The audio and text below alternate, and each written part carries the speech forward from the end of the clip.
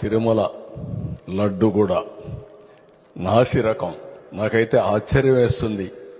ఎన్ని కంప్లైంట్ చేసినా కడాన వెంకటేశ్వర స్వామి పవిత్రతను దెబ్బతీశారు.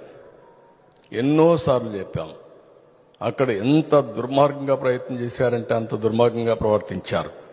కడాన అన్న దానంలో క్వాలిటీ ఆఫ్ ఫుడ్ లేకుండా చేశారు.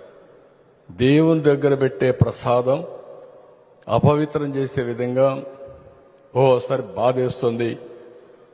నాసి రకమైన ఇంగ్రీడియంట్సే కాకుండా ఎనిమల్ ఫ్యాట్ కూడా వాడారని. ఏది గీకు బదులు ఈరోజు స్వచ్ఛమైన గీ తెమన్నాం, ప్రక్షాళన చేయమన్నాం. నాణ్యత పెరిగింది, ఇంకా కూడా నాణ్యత పెంచుతాం. అల్టిమేట్గా వెంకటేశ్వర స్వామి మన రాష్ట్రంలో ఉండడం మనందరి అదృష్టం.